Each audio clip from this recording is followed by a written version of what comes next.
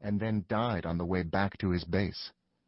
All of England mourned the death of Captain Scott. Now that the South Pole had been reached, it seemed as though the age of heroic exploration was over. And yet was it? Antarctica had never even been sighted before the 19th century. Until then it was a rumor, an undefined, unseen question mark shrouded in fog and surrounded by ice. But it hadn't always hidden at the bottom of the world behind a veil of frozen mist. 160 million years ago, Antarctica was part of the supercontinent Gondwana, which also included South America, Africa, and Australia.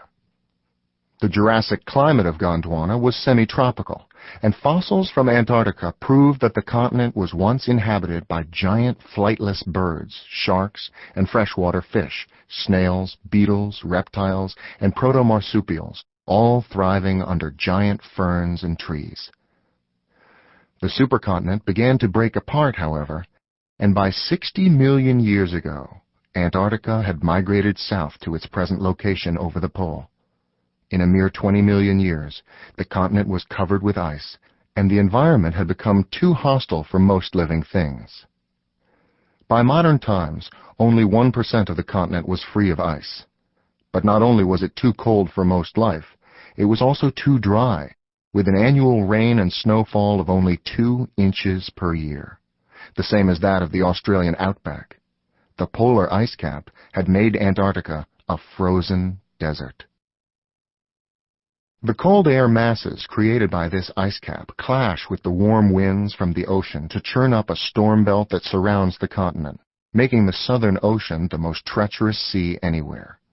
The southern latitudes, from 40 degrees south latitude to the Antarctic Circle at 67 degrees south latitude, long ago earned their nicknames from the sailors who dared approach the continent: the Roaring Forties, the Furious Fifties, and the Screaming Sixties.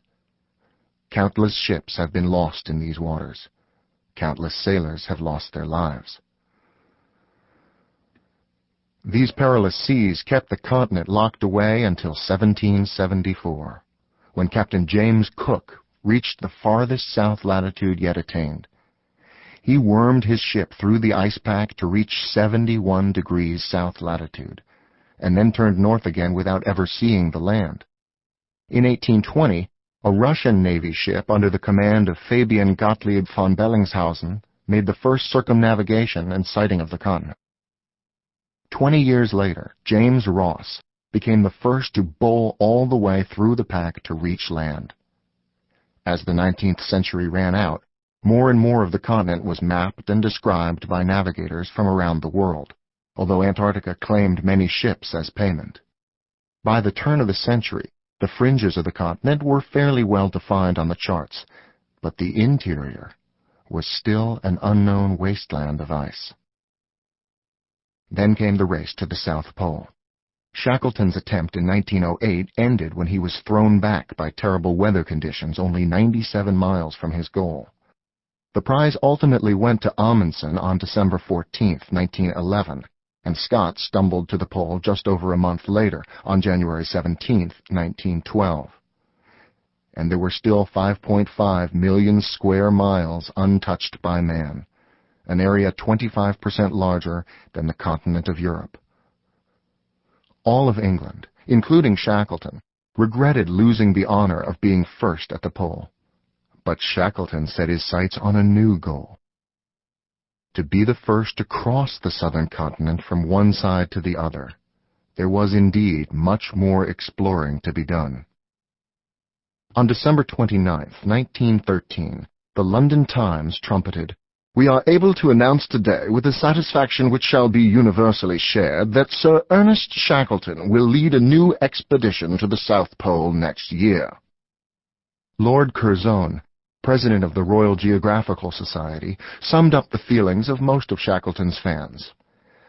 "That it is a task worthy to be undertaken by an Englishman is to me quite clear, and that of living Englishmen you are the best fitted by training, experience, and prestige to carry it out successfully, none will be found to deny." Even without such support, however, Shackleton had to go to Antarctica again because the continent pulled him like a magnet. "I am just good as an explorer and nothing else," he wrote to his wife, Emily. He had been bitten hard by the exploration bug. An Irishman by birth, the 40-year-old Shackleton was a showman with a hunger for polar glory.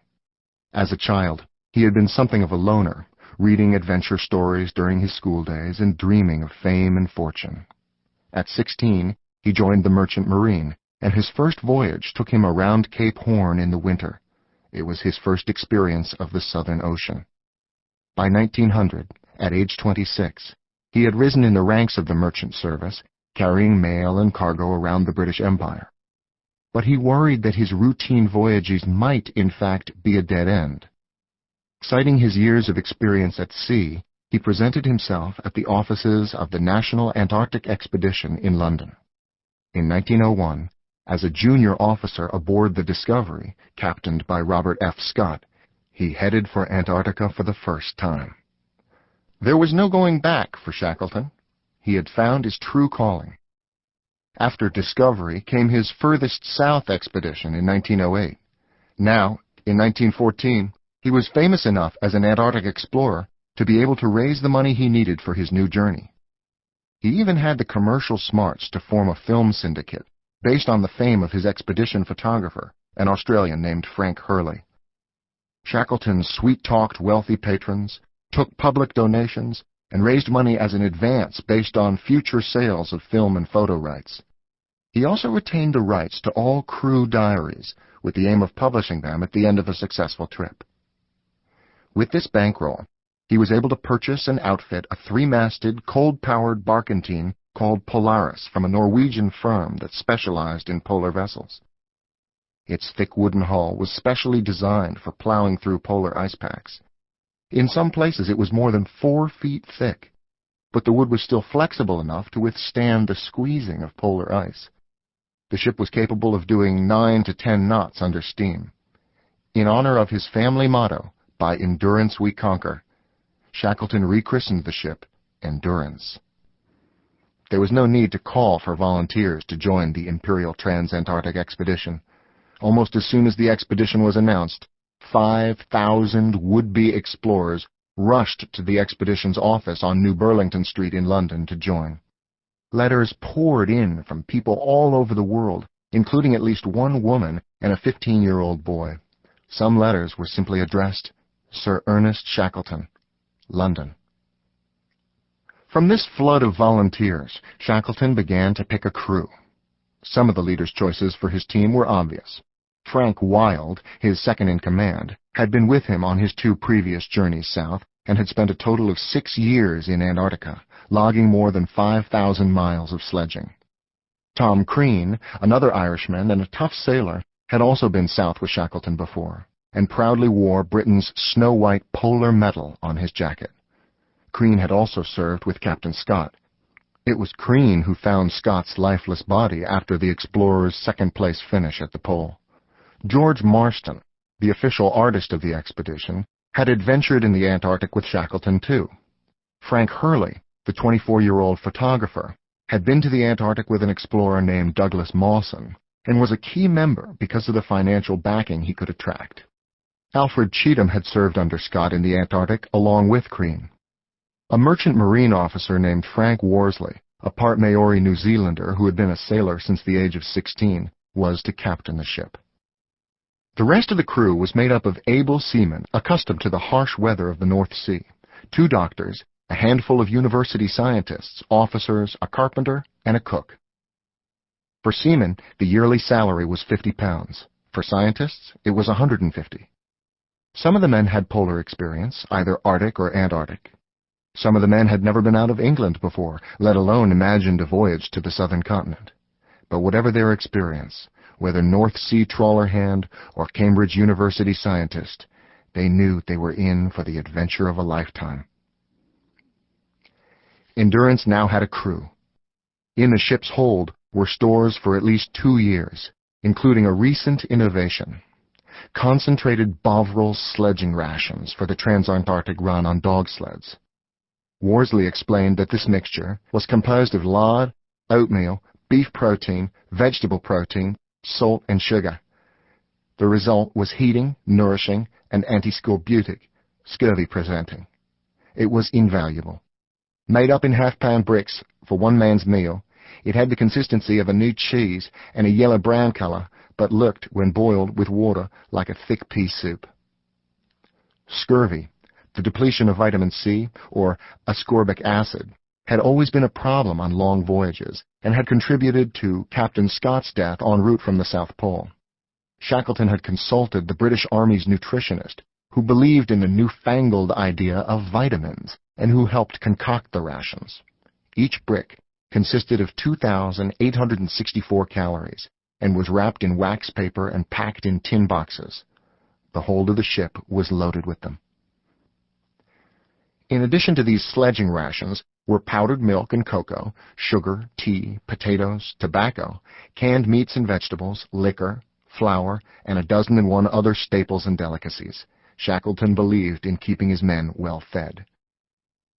The ship also carried coal, rifles, ammunition, scientific apparatus, a radio, games, books, navigational charts, lanterns, tanks and cages for bringing back live seals and penguins, 3 lifeboats, and a small landing boat, a miniature billiard table, typewriters, sleeping bags, tents, matches, lumber for a hut, a bicycle, a motor-propelled sledge and dog sledge, 2 gramophones, skis, a sewing machine, hockey skates, soccer balls, the meteorologist's banjo, and the carpenter's cat, Mrs. Chippy.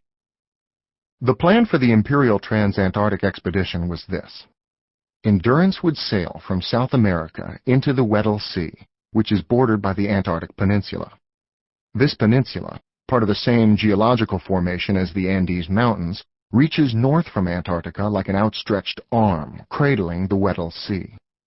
Having crossed the Weddell Sea, Shackleton would make landfall at the best opportunity, and then set out across the continent.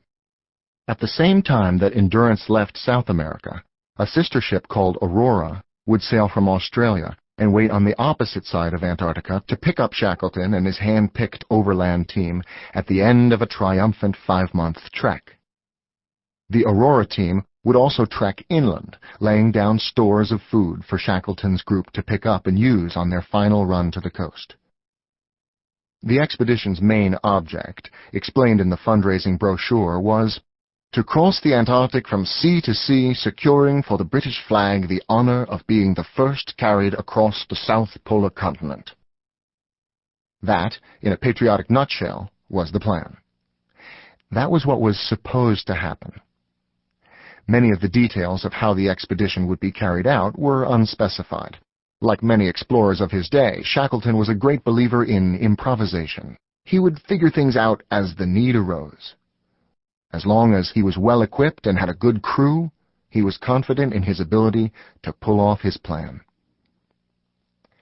At her dock on the River Thames in London, Endurance became a major tourist attraction. Curious sightseers came from far and wide to view the celebrity ship and its daring crew. The attention was welcomed by the men, who answered hundreds of questions. Alfred Cheatham, the 3rd officer, found himself in conversation with some women who wondered about the dangers ahead, and about Shackleton's ability to lead the men through unforeseen perils. "Aye, he's a fine leader, he is," Cheatham replied. "He don't run you into any danger if he can help it. But by gum, if there's danger, he goes first." In July, Queen Alexandra made a royal tour of inspection of Endurance at the dock in London and presented Shackleton and his crew with an inscribed Bible. To Shackleton, she also gave a Union Jack, a British flag, and a silver and enamel medallion of St. Christopher, the patron saint of ferrymen. The Queen's sister, Empress Marie of Russia, took photographs during the royal inspection, and afterward, the eager fans who mobbed the dock gave the crew teddy bears and other mascots to carry south. The great Amundsen himself sent a telegram that read, "My warmest wishes for your magnificent undertaking."